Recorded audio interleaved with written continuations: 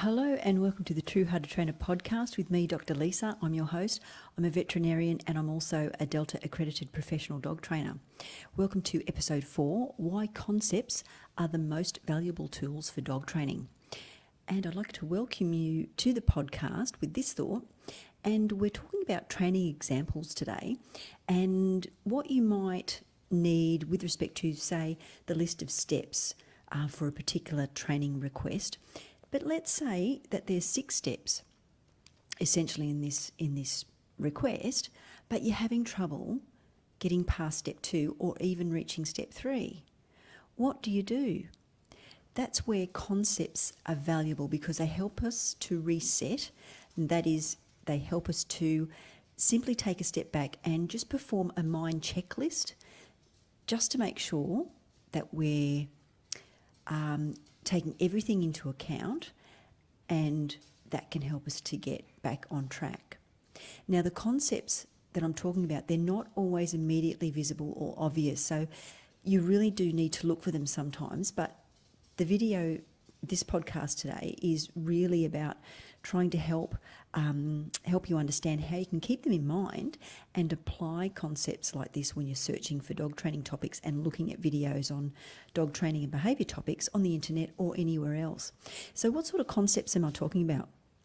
Well, I'm talking about the concepts of canine body language and just understanding when your dog is nice and calm and happy and focused and engaged and wanting to train. Also the environment. The environment is really important because if we have an environment that is pretty distracting and very noisy, then that's not going to really help contribute to our dog's learning and we're not going to be able to train effectively with them. The other concept is our contribution to the environment. So what are we doing that might be helping or hindering our puppy or our dog's response to what we're trying to train with them? And the most important one is the basic principles of how dogs learn. And briefly, dogs learn by association and they also learn by operant conditioning. And clicker training is a really good example of operant conditioning. And there's links in the description that can help you understand more about learning by association and operant conditioning in the description below. But simply, learning by association is just learning to associate good things with a place or a person or an event. And we usually do this with rewards, and that's what positive reinforcement is about, rewarding our dogs for performing desirable behaviours. Now, operant conditioning is a little bit more not complex, but there's just a couple of things to understand with operant conditioning, like clicker training. And one of the videos that I'm going to be talking about today in this podcast actually outlines operant conditioning in the clicker training sort of environment. So you're going to be learning that down the track there in the podcast. Now, when we're talking about doing a basic search on the internet for different things that we might like to teach our dog, and a very common one is to teach them how to come when we call them. Another way of explaining this is also getting our dogs to respond to their name. But what would you choose out of all the videos that were thrown up in front of you after you typed in your question, how can I train my puppy or my dog to listen to me or to come when called or to respond to their name? How would you critically evaluate the information or the video in a meaningful way so that you're actually paying attention to resources that are going to give you that information in a meaningful way and in the appropriate way for what you're wanting to investigate and train with your dog. So for this video podcast, I'm going to compare and contrast a couple of videos. And what I'm going to do is I'm going to apply the concepts. And the concepts, first of all, we're going to be looking at the tone of the videos, the environment, as we've talked about before, the trainer's contribution to the training session. Are they providing a calm environment? Is the environment conducive to learning? And also the process that the trainer's performing. Is there a clear understanding from their point of view of the process that they're trying to convey to the person watching the video? And are they actually explaining why they're doing what they're doing and how are they doing that? So for a start, I'd probably say that, what we need to be doing is clearly letting our dog or our puppy know that we'd like to do a training session, and by giving them a start cue and then doing our training session and then giving them a finish cue, this helps to compartmentalise that into a formal training session. So our puppies then start to associate that when we're training, they know they have an idea of what the situation, what the context is, because with clicker training, it'll be very clear in the video, down the video example, second video example, it's going to be very clear why we're giving the start cue and what that means for our puppy or our dog, because they're learning by association that can mean that we're starting a training session. So then they're understanding the context of that situation in a basic way. So the other thing that I'd like to look at as well when we're looking at the videos is looking for real-world opportunities to reward our puppy or our dog for desirable behaviours.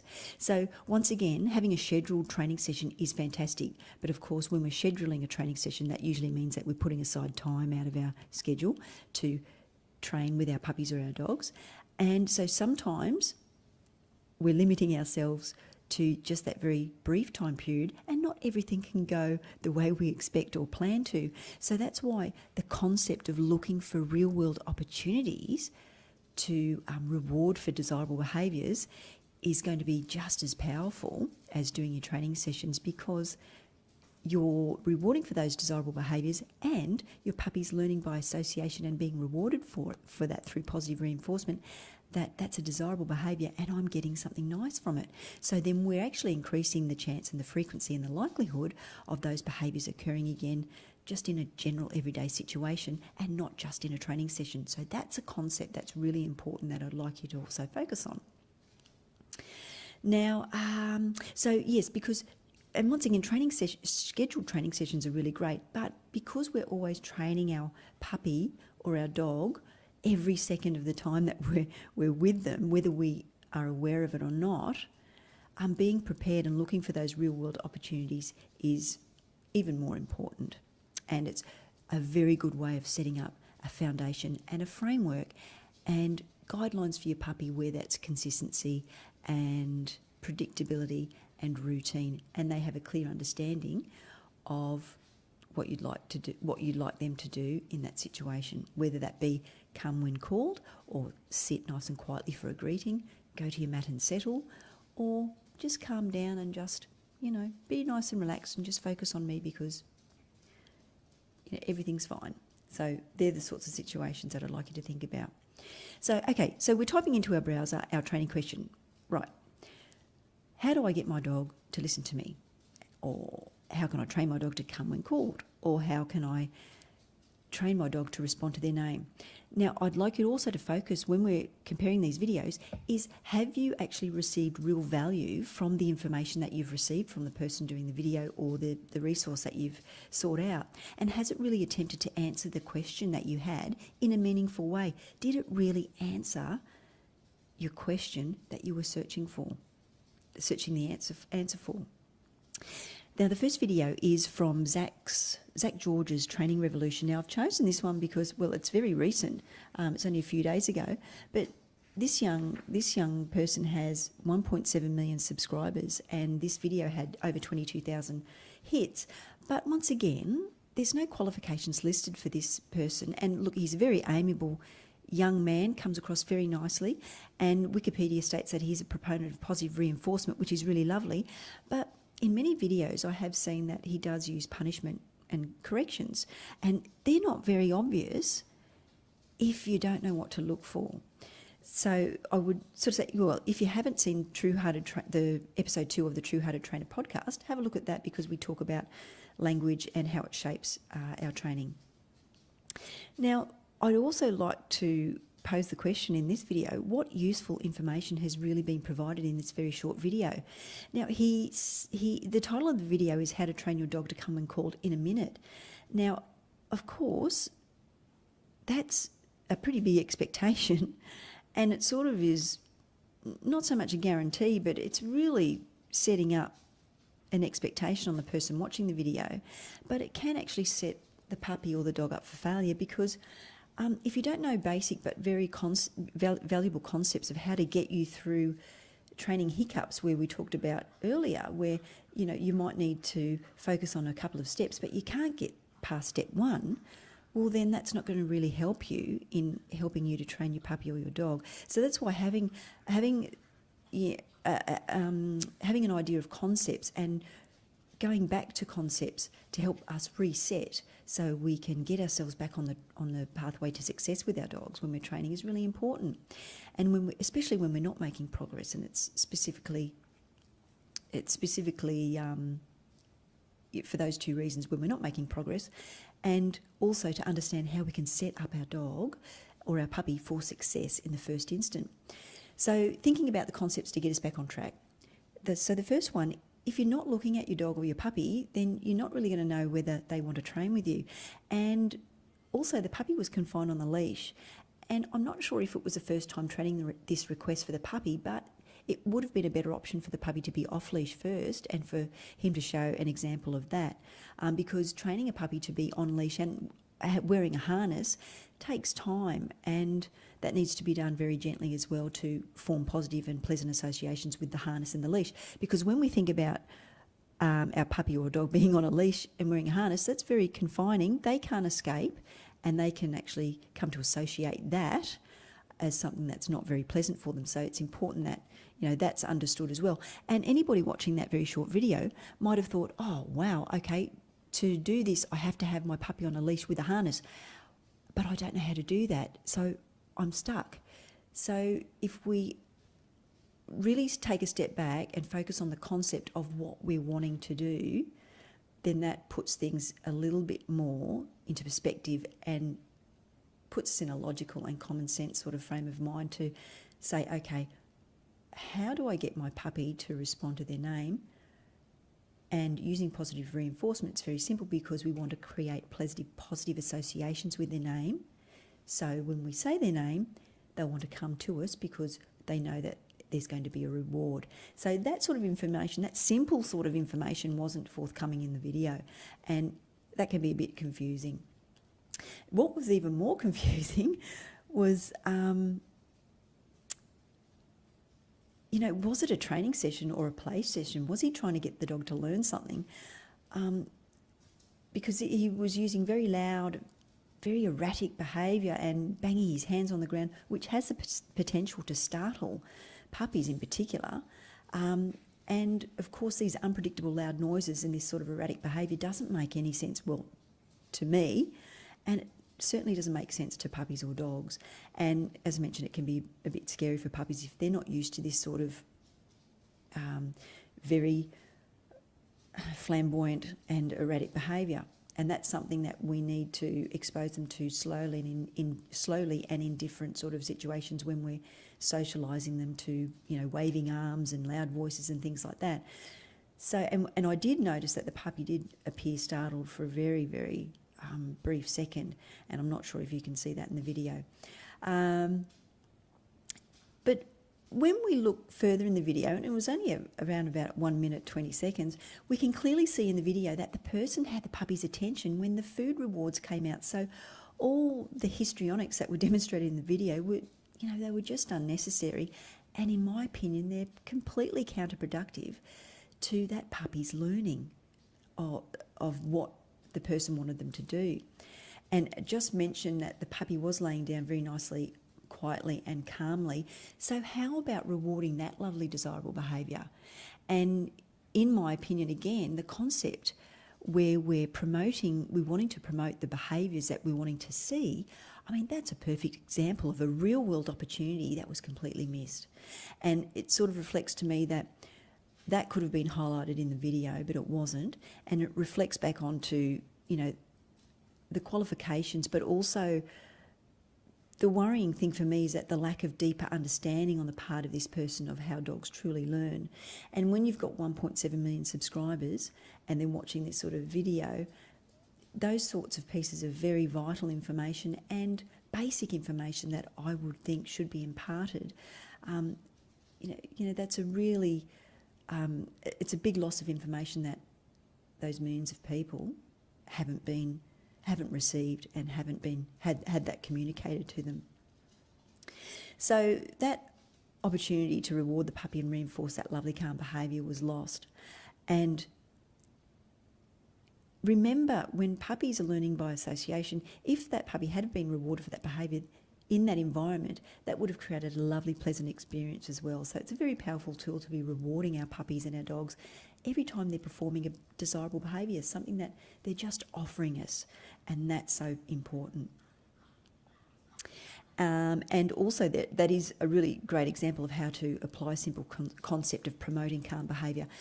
And that enhances our ability to train with our dogs, because when we're looking for real-world opportunities, then we start getting better at observing our puppies and our dogs for more behaviours, so we can reward them even further. And then we get better at anticipating these situations. So every time we're rewarding these lovely behaviours that we're looking for, that our puppies and our dogs are offering in real-world situations, then we are increasing the likelihood and the frequency of these behaviours occurring, because the science is backing us up. Our puppies are learning that the behaviours that they perform are giving them rewards, and so they're choosing to perform those behaviours much more readily, and they're much more often and in everyday situations.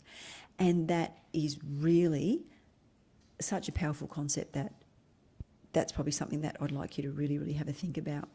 So the purpose is to evaluate both of the videos based on these concepts, and I'm talking about the body language of the puppy, their engagement on us, their focus, what we're doing to get that focus, and what we can potentially be doing to detract from that focus, and that gets back to our contribution to the environment, and also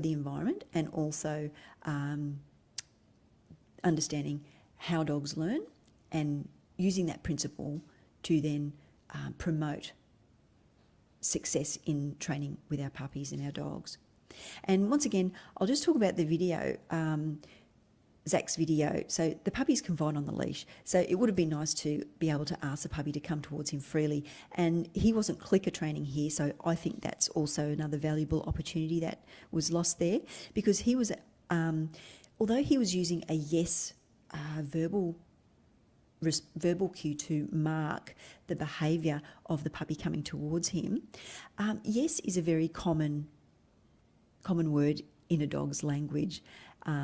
So using a clicker would have been really beneficial in that respect, because what we're doing is we're helping to condition the puppy to understand that the meaning of the sound of the clicker is that, yes, you've done the right behaviour, and hang on, I'm just going to reach into my treat pouch and I'm going to give you a reward for that. So that was an opportunity lost there. And he also goes on to start making high-pitched noises, again in a tone that really doesn't have any meaning to the puppy, and it's really confusing for the puppy.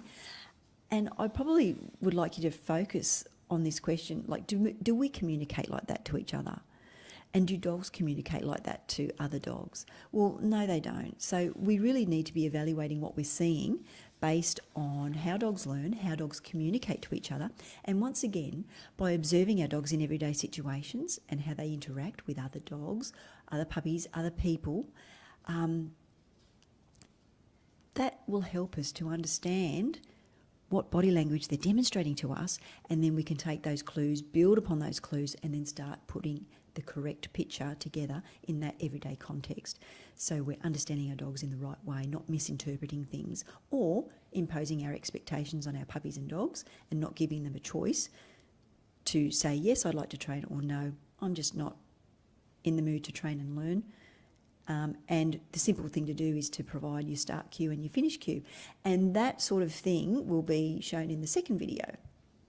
And you'll be able to clearly see there's comparisons, there's similarities, but there's also some very large contrast between the two videos. All right, so we need to really evaluate what we're seeing. It's a very short video, so how can you, and of course it's teaching in 1 minute. Okay, so people want quick answers, they want quick solutions, but training isn't like that. So another expectation we have is that training is very simple, very easy. It's not. Every training session is individual for that particular puppy or dog, And you're going to have to be dynamic and flexible in your training approach and look at what your puppy or your dog's communicating to you. And for you to be able to do that takes time, effort and consistency on your part as a reliable guardian for your dog or your puppy. Now, okay, so just the point I wanted to make about the advertisement and the sound bites that were embedded in the video, and you have to pay attention to this because there was a pro tip given, but the pro tip gives us a sense that we're getting a really big piece of information, but it really didn't have any value to add. And the pro tip was, the more embarrassed you are, the better you're doing. I mean, I don't know what that means. There's no science in this. There's no explanation of how the puppy's going to learn to respond to their name. So as a training method and a pro tip, it's a little bit ridiculous. The more worrying thing is that the title, again, it has the expectation of teaching come when called in a minute. So it's not realistic, and the results are what is being focused on, not the journey and the puppy's personality, whether that puppy's quiet or confident. And it might take you a few sessions to actually get your puppy to understand what you'd like them to do. And you need to be monitoring your puppy's body language to understand when they're feeling confident and when they're wanting to train with you, and when they might just be feeling a little bit confused. And when he was banging his hands on the floor, the puppy did look startled and confused for a very brief second.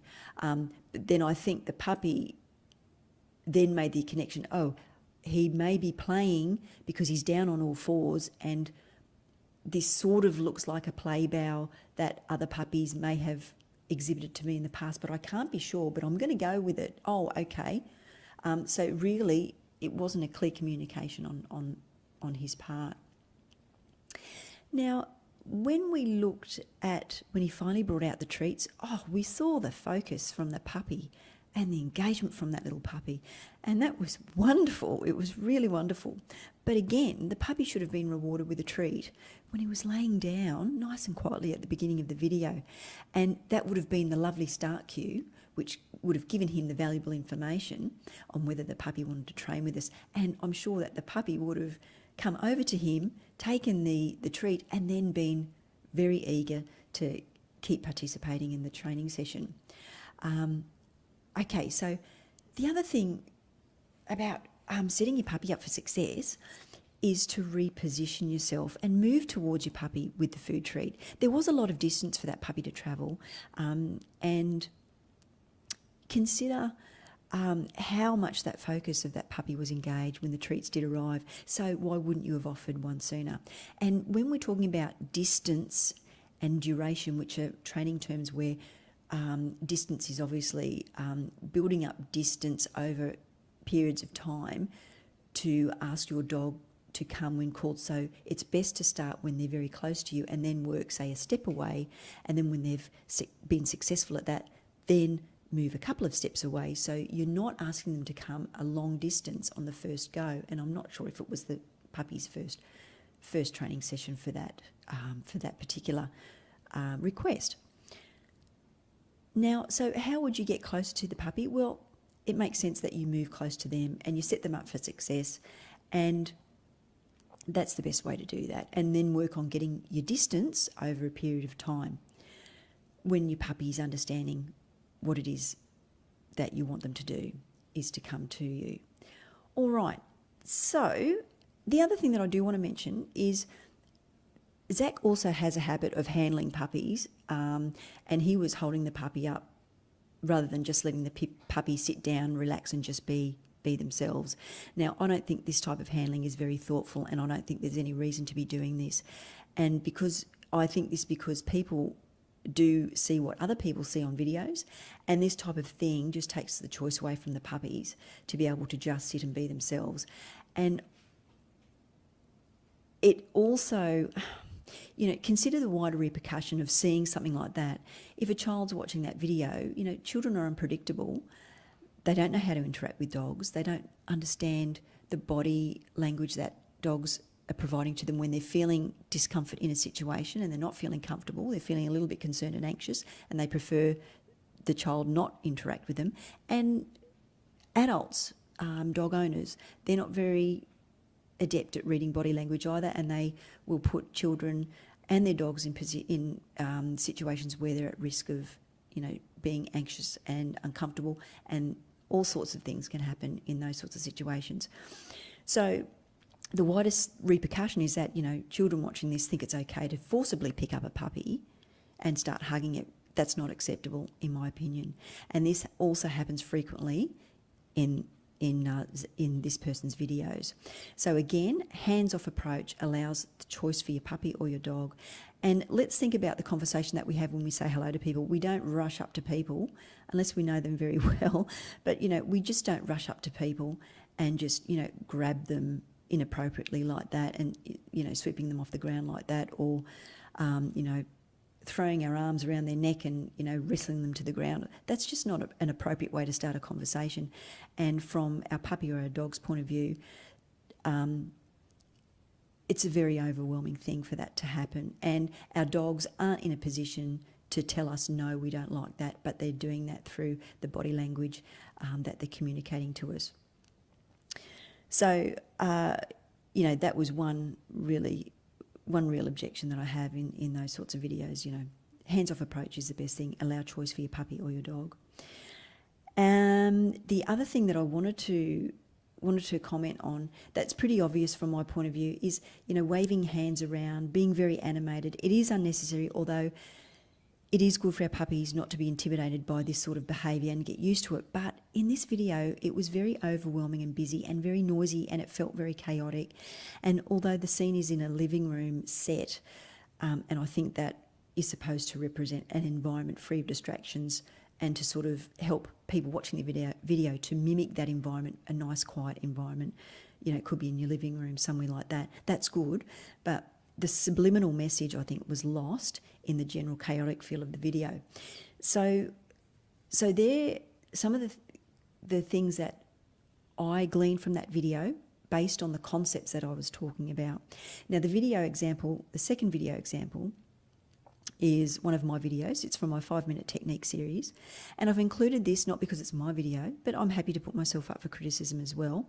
And I think as a dog trainer, I think you should be able to do that, because there's always ways that we can improve. And when we stop listening and we're not accepting of criticism and we don't really take that on and think about it, certainly criticism in a way that is meaningful and appropriate and based on, concepts that are science-based and common sense and logical, and for the benefit of your puppy and your dog to set them up for success in a training environment, then I think if you do stop listening or you don't have the ability to listen, then I think that's an obtuse point of view to be as a dog trainer. So we should always be looking at ways to improve ourselves, to improve our techniques, and to improve our effect and the industry of dog training in general in positive ways. So that's why I've included my video, but also because I feel that my video does illustrate very succinctly the very concepts that I'm talking about. So the tone and the intentions of the training are really set. You can see that I've set it up. It's very calm. I'm observing Marco, very, very nice. I'm not rushing. I'm looking at his body language. And there's also, some snippets of text in the video that also points out some helpful information that are relating to the concepts as I'm helping to explain them, that I may have omitted to talk about in the narrative. And I've critically evaluated my video, and I felt that I needed to place that text in the video to help owners understand the point I was trying to make, and I hope that comes across in the video. Now, talking about a quiet environment, now my little bird Brucer made a nice little chirping sound just at the exact time when I was talking about having a quiet environment that's conducive to learning is really important. So it's lucky that Marco is used to Bruce's sounds, but of course that needs to be acknowledged, and it's a funny thing that happened, and it's something that happened there, so that's fine. And things like that happen in your training. You've just got to understand that they can happen, and then try to be adaptable, flexible, and get your dog's attention back onto you, and understand when the distractions are at a point where it's going to be difficult to get your dog or your puppy's attention back onto you, and then call a day to the training session by giving your finish cue. All right, so training your dog to respond to their name. All right, so I want you just to compare and contrast the tone, the information, the purpose of the video and the explanation behind the behaviour that we're wanting to train. So the method that I was using was clicker training, and I use this because it reduces confusion and it's clear. We're using start cues, we're using finishing cues. I also mentioned that I'm repositioning myself rather than expecting Marco to move to me. And when we're considering, sometimes if you're in that situation, you may just pull, in the second part of the video, I had Marco on leash to demonstrate the name response on leash. The first part of the video was doing that with him off leash. You could be on leash and, I see this in so many videos where the trainers are just pulling the dogs on leash to get the dog to move closer to them. Well, no, that's not really appropriate, because you should be repositioning yourself, because you're setting your dog up for success, and you pulling on the leash makes no sense to the dog. And certainly if your dog's not wearing a harness and they're just wearing a collar, well, that's not a really nice way to communicate with your dog, pulling on a leash around their neck. You're not actually explaining to your dog what it is that you truly want them to do. So once again, mentioning to reposition myself rather than expecting Marco to move to me, setting him up for success. I'm always observing and understanding his body language and how I can apply those concepts to set him up for success. And I think I mentioned there also in the video that he was nudging me with the text, he was nudging me, and this wasn't a behaviour that I wanted to reinforce, so I ignored that behaviour for a split second, and I was focused on him while I was talking to the camera, that I was waiting for him to offer me a nice, calm, focused behaviour. And as soon as that happened, that's the behaviour I marked with my clicker. So Marco understood that, yes, that was the right behaviour, the desirable behaviour I was looking for, and you're going to get a reward for it. So training is all about being very proactive and taking the initiative, so you're accounting for all variables and adapting and being flexible to make sure that you're guiding your puppy or your dog onto a successful outcome. All right, so just to summarise the concepts, what we're wanting to do is train in a way that promotes our dog or our puppy to be looking to us for guidance in social contexts, and that takes consistency. It also takes routine and also building trust. So I would ask whether you prefer the calm approach or a chaotic approach to training, and also taking into account how our puppies and our dogs learn. So in summarising those two videos, I want you to ask yourselves what information has actually been of value to you from both videos. Has the title of each video matched up to what you were expecting? And is there really a magical way of teaching a request in 1 minute that's going to take our dog through their whole life? And we've got to be realistic. So critically evaluating in this way will also help us to decide what sources and resources are going to be of real benefit and value in a training perspective, not just for ourselves, but for our dogs in a humane way that promotes positive reinforcement. And just to remember, the dog training industry is unregulated, and anyone can call themselves a dog trainer, a dog whisperer, a dog behaviour specialist. There's no regulatory body to hold these people accountable. So I would just want you to critically evaluate the popularity of the information that's out there on the internet, and really ask yourself if it's the information that you are looking for and asking for when you put in your questions, and that's the information you're getting back, all of those videos that you're getting back. Really critically evaluate and ask yourself, are they providing the value to you in the way that you're searching? So thanks very much for staying with me for episode 4 of the True Hearted Trainer podcast. I'm Dr. Lisa.